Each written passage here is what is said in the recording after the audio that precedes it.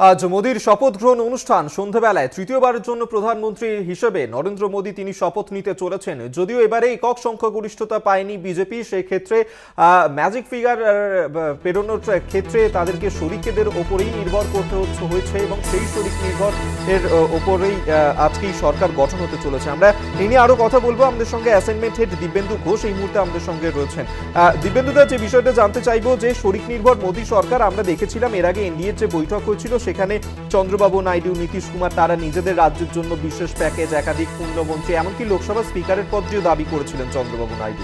সেক্ষেত্রে এই যে শরিকদেরকে কটা মন্ত্রক দেয়া হতে পারে, কোন কোন মন্ত্রক তাদের দেয়া হতে পারে, কিছু আপডেট এখনো পর্যন্ত? দেখো, এই যে শরিকি যে বিষয়টা, অর্থাৎ শরিকদের কিভাবে সামলানো হয়েছে, তাদের কতগুলো মন্ত্রক দেওয়া হচ্ছে সেটা যেমন আছে, তার সঙ্গে আর একটা গুরুত্বপূর্ণ বিষয় যেটা আমি আগেও বলছিলাম যে এই বাংলা থেকে কারা কারা মন্ত্রী হতে পারেন। এবং অনেকগুলো সম্ভাবনা তৈরি হয়েছিল এর আগে। শান্তনু ঠাকুর, জন বার্লা, সুভাষ সরকার তারা মন্ত্রী হয়েছেন, দেবশ্রী চৌধুরী মন্ত্রী ছিলেন। কিন্তু বাংলা থেকে এখন যা ইকুয়েশন, তাতে এই যে 1918 থেকে এই 24 যে ভারতে নেমে আসা, সেখানে কিন্তু কোথাও একটা এই শুভেন্দু অধিকারী এবং সুকান্ত মজুমদারকে যে বাড়তি দায়িত্ব দেওয়া হয়েছিল এই বাংলা থেকে আসন আরো বাড়ানোর জন্য, এবং নরেন্দ্র মোদী, অমিত শাহ থেকে শুরু করে প্রত্যেকেই কিন্তু যেটা বলেছিল বাংলা থেকে তাদের 30 থেকে 35টা আসন চাই, কিন্তু সেটা হয়নি। তৃণমূল কংগ্রেস, মমতা বন্দ্যোপাধ্যায়ের যে উন্নয়ন এবং মমতা বন্দ্যোপাধ্যায়ের যে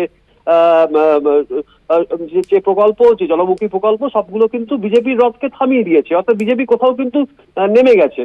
এবং গুরুত্বপূর্ণ যে বিষয় সেটা হচ্ছে যে বাংলা থেকে তাহলে কারা মন্ত্রী হতে পারেন। যেখানে সিএএ ইমপ্লিমেন্ট হয়েছে, লাগু হয়েছে, এবং সিএএ নিয়ে একটা বড় ইস্যু তৈরি করেছিল, সেটা প্রচারের হাতিয়ার ছিল বিজেপির। সেই জায়গায় দাঁড়িয়ে শান্তনু ঠাকুর কিন্তু এবারও বনগাঁ থেকে জিতেছেন। অর্থাৎ শান্তনু ঠাকুর কিন্তু পূর্ণমন্ত্রী হতে পারেন, সেটা এখনো পর্যন্ত খবর পাওয়া যাচ্ছে। তার সঙ্গে উত্তরবঙ্গ এবং দক্ষিণবঙ্গ মিলিয়ে এই মুহূর্তে 2জন মন্ত্রী হতে পারেন, এবং পরে আবার যখন 1 মাস পরে যে মন্ত্রিসভা সম্প্রসারণ হবে তখন আবার একটু মন্ত্রী হলেও হতে পারেন। কিন্তু এই মুহূর্তে উত্তরবঙ্গ থেকে সুকান্ত মজুমদার এবং দক্ষিণবঙ্গ থেকে শান্তনু ঠাকুর, এই দুজনের মন্ত্রী হওয়ার সম্ভাবনা সব থেকে বেশি। এবং প্রশ্ন হচ্ছে যে বিচারপতি, প্রাক্তন বিচারপতি, তিনি অবসর গ্রহণ করে তিনি বিজেপিতে জয়েন করেন এবং তাকে একটি গুরুত্বপূর্ণ আসন দেওয়া হয়। তমলুক থেকে তিনি জিতেছেন। তমলুক আসন থেকে দেবাংশু ভট্টাচার্যকে হারিয়ে অভিজিৎ গাঙ্গুলি জিতেছেন, এবং একটা সম্ভাবনা বা একটা জল্পনা তৈরি হয়েছিল যে অভিজিৎ গাঙ্গুলিকে হয়তো আইন মন্ত্রক দিয়ে দেওয়া হলেও হতে পারে। কিন্তু যেটা সব থেকে গুরুত্বপূর্ণ বিষয়, যে এখনো পর্যন্ত যা খবর, বিজেপি সূত্রে যা খবর, তাতে কিন্তু এই খবর নেই যে অভিজিৎ গাঙ্গুলি কেন্দ্রীয় মন্ত্রী হচ্ছেন। সুতরাং সব থেকে গুরুত্বপূর্ণ যে বিষয় সেটা হলো যে অভিজিৎ গাঙ্গুলিকে কেন্দ্রীয় আইনমন্ত্রী করা হলেও হতে পারে, এই জল্পনা ছিল।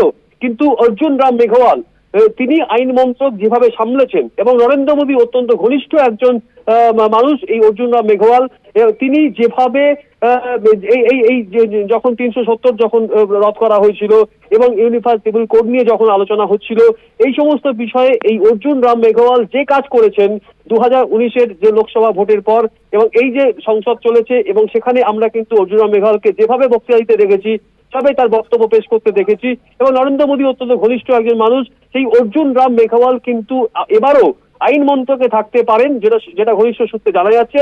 সুতরাং অভিজিৎ গাঙ্গুলি কিন্তু এখনই শিখে ছিঁড়ছে না বলেই এটা বলা যেতে পারে। তার কারণ আইন মন্ত্রক যে বদল হচ্ছে না সেটা কিন্তু অনেকটাই পরিষ্কার। সুতরাং এই মুহূর্তে দাঁড়িয়ে যে দুজন বাংলা থেকে কেন্দ্রীয় মন্ত্রী হতে পারেন, সুকান্ত মজুমদার, শান্তনু ঠাকুর, এবং 1 মাস পরে যখন সম্প্রসারণ হবে তখন বাংলা থেকে আর কোনো মন্ত্রী হতে পারেন কিনা, সেখানে অভিজিৎ গাঙ্গুলি থাকতে পারেন কিনা, সেটা কিন্তু এখনো খুব একটা পরিষ্কার নয়। সুতরাং অভিজিৎ গাঙ্গুলির যে এই মুহূর্তে শিখে ছিটছে না কেন্দ্রীয় মন্ত্রিসভা, সেটা কিন্তু খুব স্পষ্টভাবে বলা যেতে পারে। বেশ, ধন্যবাদ তোমায়। অ্যাসাইনমেন্ট হেড দিব্যেন্দু ঘোষ আমাদের সঙ্গে টেলিফোনে ছিলেন।